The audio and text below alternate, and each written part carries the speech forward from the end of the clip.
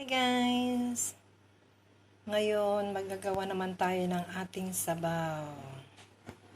Yan. Ito ang ating kailangan. Hairy gourd, pork chine, dried squid, dried mushroom, dried scallop, and sweet dates. At saka, hindi ko alam ang tawag dito. Parang ito tawag nila sa Chinese ay sa English is fox nuts, ganun. Pero hindi ko alam, not sure kasi Chinese ang kasulat kaya hindi ko alam. Yan. Una, iba-blanch natin ang ating pork shank para matanggal yung dumi niya at yung mga puti-puti. Dumi yun kasi.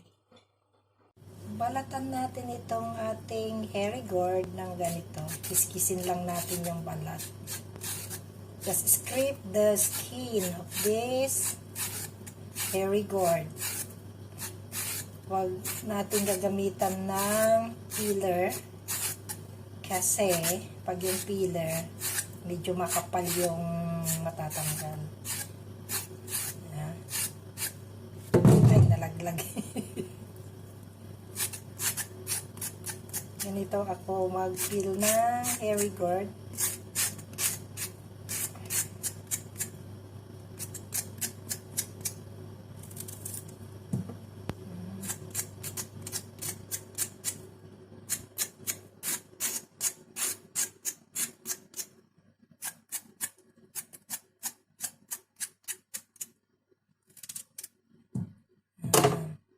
Tapos, i-rinse natin siya. Na?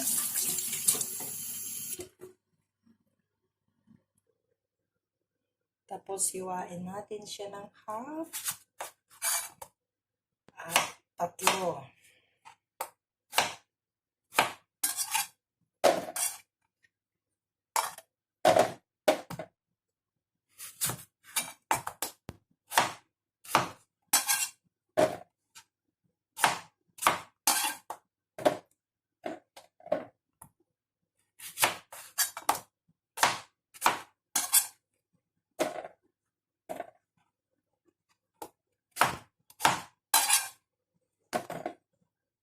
Tapos, yung sabaw natin, ugali kong maglagay ng luya.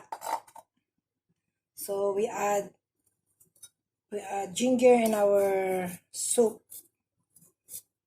I used to eat to put ginger on it. Para kung may seafood siya doon, ay hindi malansa. Yan, i-blanch natin itong ating karne muna bago natin ilagay sa ating sabaw. Tapos dito naman sa ating pinapakuluan na tubig, lagay natin ito, yung luya.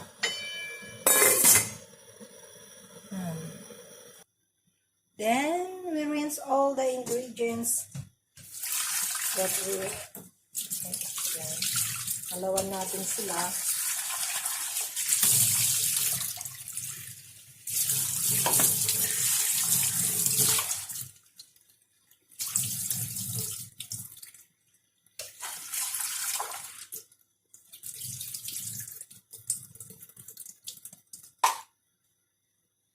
Kaya ako naglalagay ng luya sa aking sabaw, guys. Dahil dito, para hindi malansa.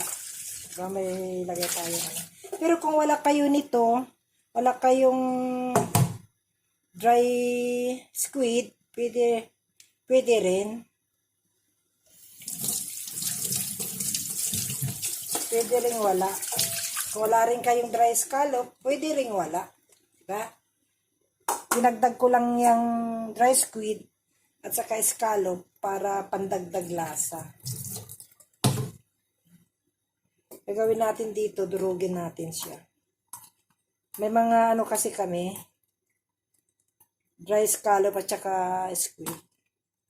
We have dry scallop and dried squid, so that's why I add this in the soup. But if you don't have, it's okay. Just the pork, dried mushroom, sweet dates, and the fox nuts. Fox nuts daw ang tawag doon sa English ng brown. Ito, fox nuts. Fox nuts. Yan. Tanggalin natin tong steam ng ating mushrooms. Malalaki or maliliit na mushroom, walang problema.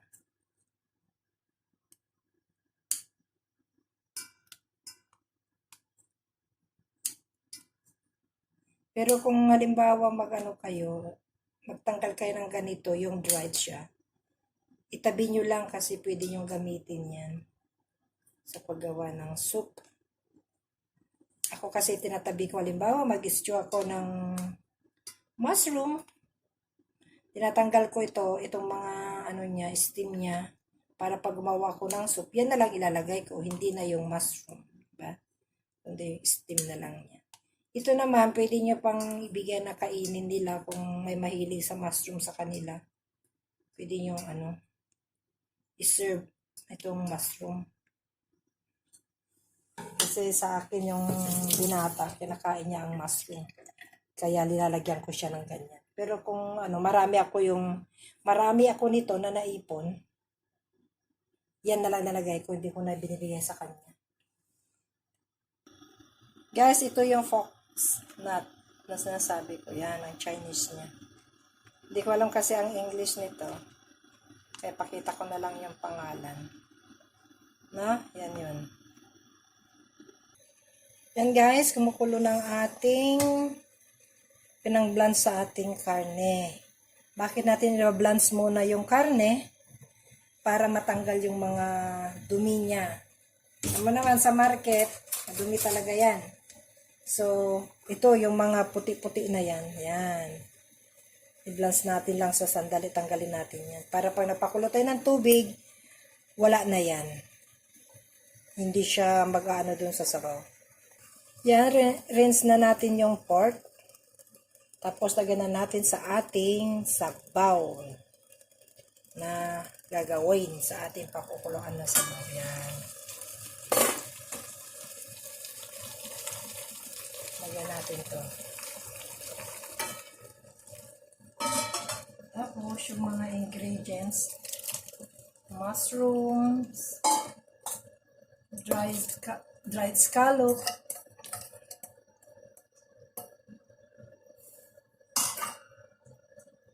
brown dates, dried squid, at saka ito nga yung fox nuts.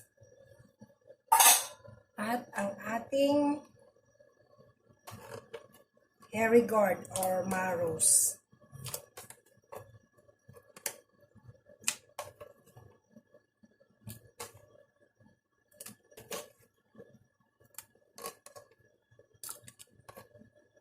Ayan, pakuluan natin ng 1 hour. 1 hour siguro, okay na yan. Nakikita naman kung malasa na, okay na siya. Saka na natin lagdan ng asin. Mamaya na natin lagyan ng asin pag luto na siya. See you later, guys. Check natin ang ating sabaw. Ayan. Lagyan na natin siya ng asin. Para masahan natin.